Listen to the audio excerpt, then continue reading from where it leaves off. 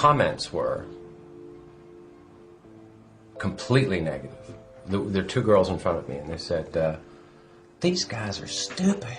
Christopher Guest, famed This Is Spinal Tap actor-writer, has finally spoken out in the aftermath of Rob Reiner's shocking death, revealing his profound grief, personal memories, and the legacy their decades-long friendship leaves behind.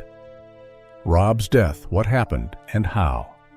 The deaths of Rob and Michelle were abrupt and violent, transforming a private tragedy into an ongoing criminal case and marking a painful turning point for family, colleagues, and fans. On Sunday afternoon, December 14, 2025, Rob Reiner and his wife, Michelle Singer Reiner, were found dead in their home in the Brentwood neighborhood of Los Angeles. Law enforcement officers and first responders were called to the property after family members raised concern over their safety. When officials arrived, both Rob and Michelle were found unresponsive. Their deaths were later ruled homicides by the Los Angeles County Medical Examiner's Office. Rob was 78 years old at the time of his death. He was a director, actor, and producer whose career spanned decades. His films included This Is Spinal Tap, Stand By Me, When Harry Met Sally, and The Princess Bride. Michelle, 70, was a photographer, producer, and LGBTQ+ advocate whose work intersected with Rob's on several projects. Their partnership was both personal and professional. The couple's bodies were discovered with multiple sharp force injuries, consistent with fatal stab wounds. The medical examiner's report described the deaths as homicides, confirming what law enforcement sources had initially indicated to reporters. Their daughter, Romy, found her father's body and alerted authorities after a massage therapist could not reach the couple for a scheduled appointment. Police and fire personnel responded to a medical aid call shortly after. Within hours of the discovery, Rob and Michelle's middle son, Nick Reiner, 32 years old, was taken into custody. Law enforcement sources and court records indicate he was arrested near the University of Southern California later that evening. Nick was booked on charges related to the murders and has since been charged with 2 counts of first-degree murder with special circumstances, including the use of a knife. Prosecutors allege that the double homicide occurred in the family home under circumstances now under investigation by the Los Angeles Police Department's Robbery Homicide Division. Nick's arraignment has been set for early January. During his first court appearance, he did not enter a plea, and the judge postponed further proceedings. Authorities have not publicly disclosed a definitive motive. Court filings and reporting indicate that Nick had a long history of struggles, including mental health and substance issues, though how these factors connected to the murders is part of the ongoing investigation. In the immediate aftermath, family members released a statement expressing deep sorrow over their sudden loss and asking for privacy as they begin to grieve. Their statement emphasized the pain of losing parents who were also their friends and mentors. Christopher Guest spoke not as a celebrity, but as a friend, sharing grief and support while expressing the personal and creative bond he had with Rob and Michelle. When Christopher Guest and his wife Jamie Lee Curtis issued their statement about the deaths of Rob and Michelle Singer Reiner, their focus was clear and personal. They opened by describing how they felt in the immediate aftermath of the tragedy, saying they were numb and sad and shocked by the violent, tragic deaths of their longtime friends. Rather than expanding on emotion for audiences, they chose to express the raw impact of loss in simple terms, emphasizing how deeply the news had affected them at a human level. In the statement, Christopher and Jamie stressed that their only focus and care right now is for their children and immediate families. Their concern was directed toward the well-being of Rob and Michelle's children and the support the families would need in the days ahead. This focus on family was repeated in a straightforward way without embellishment. They offered to provide all support possible to help the Reiner family navigate an unimaginable situation. Christopher and Jamie then pointed out that there would be time later to reflect on Rob and Michelle's lives and work. They noted that both had significant creative contributions over many years. Rob's career spanned acting, directing, and producing, and included films that became part of the cultural landscape. Michelle's work, while less public, was known to those around her as equally important to family and community. The statement made clear that when the immediate period of grief passed, reflection on their shared creative history would be part of how friends and colleagues remembered them. The tribute also acknowledged the broader impact Rob and Michelle had on fields beyond entertainment. Christopher and Jamie mentioned their influence on social causes, including early childhood development, the fight for marriage equality, and support for global issues. Rather than elaborate on these causes in detail, the statement positioned these contributions as part of the couple's broader legacy, work that mattered deeply to people who knew them and to those whose lives were touched by their efforts. Toward the end of the tribute, Christopher and Jamie reiterated the personal nature of their loss, stating plainly, "We have lost great friends." This phrasing underscored that their connection to Rob and Michelle was not solely professional or historical. It was grounded in decades of friendship that extended far beyond any single film or event. Their choice to close with a request for time to grieve reflected a desire to honor that bond privately, without performance or public spectacle. As Christopher reflected on Rob publicly, others across film, music, and comedy revisited Rob's influence, offering insight into how deeply his work and presence shaped creative culture. How others spoke about Rob. As news of Rob and Michelle's death settled in, responses from across film, television, music, and public life followed.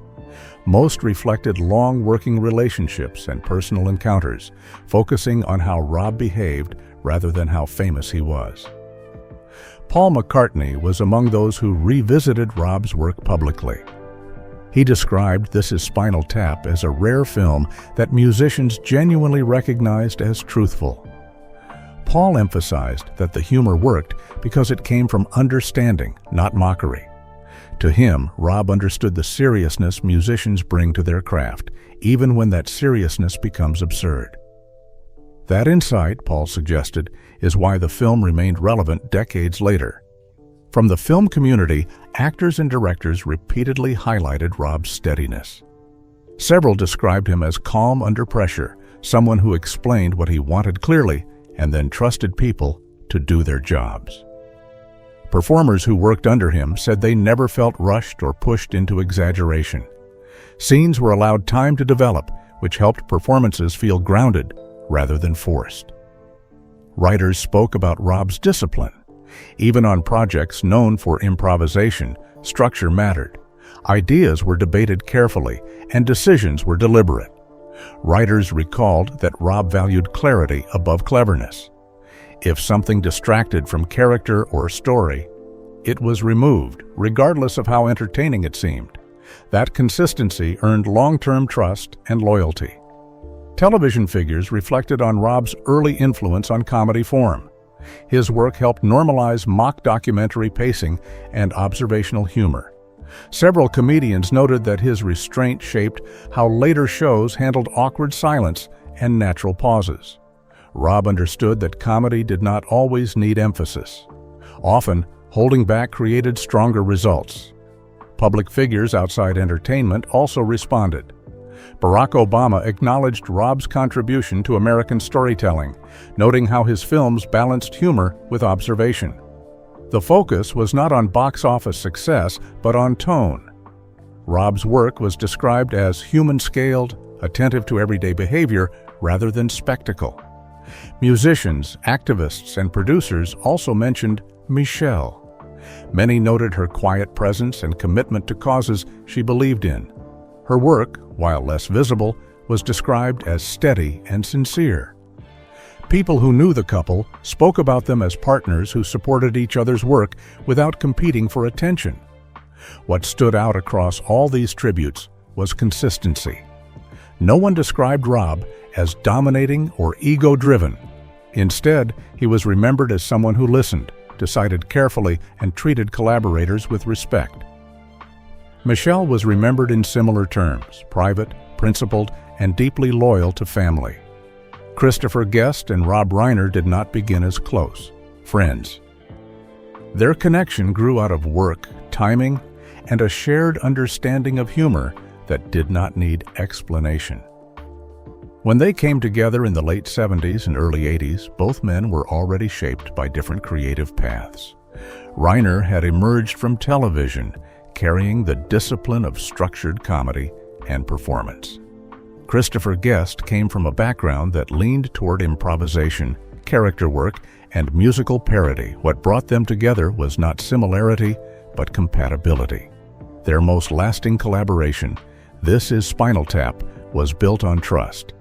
The film relied heavily on improvisation, which required a director willing to step back and performers confident enough to explore without a safety net. Reiner gave Christopher that space. Guest, in return, committed fully to the character of Nigel, shaping him with detail, restraint, and precision. The result was a film that felt spontaneous while being carefully controlled underneath. That balance became the foundation of their working relationship. After Spinal Tap, their careers moved in different directions. Reiner became one of the most successful directors of his generation, moving between genres with ease. Christopher followed a quieter but equally distinct path, developing a body of work centered on mockumentary storytelling. Even when they were not working together, their creative histories remained linked.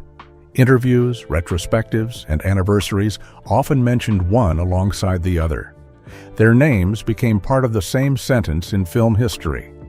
What mattered most was not how often they collaborated, but how deeply that early work defined both men. For Christopher, Spinal Tap proved that improvisation could live inside a feature film without losing structure. For Rob, it showed that directing did not always mean control, but guidance. That shared lesson stayed with them long after the cameras stopped rolling. In the years that followed, their relationship settled into something stable and private. There were no public disagreements, no visible distance, and no need for explanation. When they spoke about each other, it was usually in passing, often with humor, sometimes with admiration. Understanding this background is essential to understanding why Christopher's later words carry weight. They do not come from obligation or performance. They come from history. Before working with Christopher, Rob had built a career shaped by acting and television, gaining discipline, timing, and insight that would later make him the ideal director for improvisational work. Before Christopher entered his professional life, Rob had already begun shaping the storyteller he would become. Born in 1947, Rob started in television as an actor, appearing on shows like All in the Family. Those early years taught him discipline, timing, and how to navigate a collaborative environment. Working within the rigid structures of scripted comedy, he learned the value of preparation and attention to detail, skills that would later define his directorial approach. Rob's transition from acting to directing was gradual. He never abandoned performance entirely, but behind the camera, he developed a new skill set. He understood what actors needed to perform authentically. He noticed subtle pauses, awkward glances, and moments of silence that could carry emotional weight. This awareness became one of his greatest tools as a director. Rob could see both the technical and emotional sides of a scene, blending structure with humanity. By the late 70s, Rob had directed smaller projects and was ready for films with more complexity. He moved into feature films with This Is Spinal Tap, Stand By Me, and The Princess Bride. These projects varied widely in tone and genre. Stand By Me was a coming-of-age story with emotional depth, while The Princess Bride blended fantasy and comedy. Despite the differences, Rob's films shared a focus on character. He did not rely on spectacle. He relied on how people reacted to each other, on timing, and on subtle interactions. What set Rob apart was his ability to balance preparation with flexibility. On projects like This Is Spinal Tap, he gave performers space to improvise. Instead of micromanaging, he guided the overall structure while letting the actors explore the scene. This balance was not accidental. It grew from years of observing what worked in television and early film sets. Rob trusted the creative instincts of those around him, which made him an ideal partner for someone like Christopher, who thrived on improvisation. Rob's attention to detail also extended to technical aspects.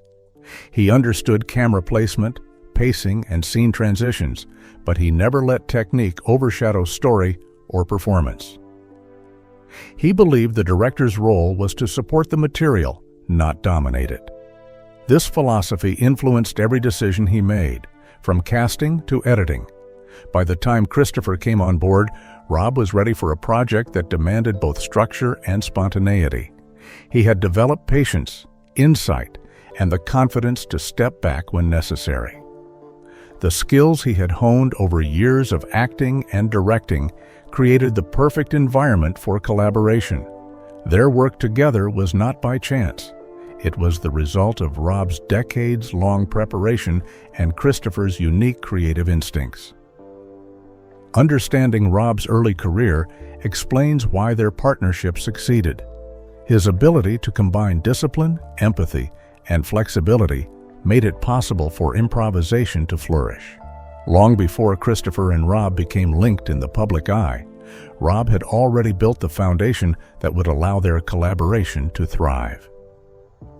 Christopher and Rob came together on This Is Spinal Tap, creating a project that relied on trust, improvisation, and a unique balance of control and creative freedom that shaped their collaboration. The Spinal Tap Connection, a creative partnership. When This Is Spinal Tap began to take shape in the early 80s, few could have predicted how deeply it would influence film and television. The idea started as a simple parody of rock documentaries, but it grew into something with its own rhythm and truth. Christopher was already known for working in improvisational comedy. Rob had spent years directing scripted scenes with precision. That balance of freedom and control became the core of the creative partnership that emerged during the making of the film. From the beginning, the way the movie was made was unusual. The screenplay was written by Rob, Christopher, Michael, and Harry, but that script was more a framework than a fixed text. Most of the dialogue was not written down in advance. Instead, the actors were given situations and allowed to play inside them, relying on instinct and timing to shape what they said. This was not improvisation for its own sake. It was carefully guided so that the camera could capture genuine reactions while keeping the story moving. Rob's role was crucial in this process. He placed cameras in positions that felt informal and natural, mimicking documentary style without losing narrative cohesion. He encouraged Christopher and the others to explore their characters, to find humor in small details or awkward silences. This freedom made the film feel alive and unpredictable. Christopher's Nigel Tufnell, with his earnest seriousness and odd expressions, became a character audiences around the world would remember precisely because he felt real in the midst of absurd situations. The chemistry on set was not accidental. Christopher and Rob had already worked together enough to understand each other's instincts. They knew when to push a scene and when to let it breathe.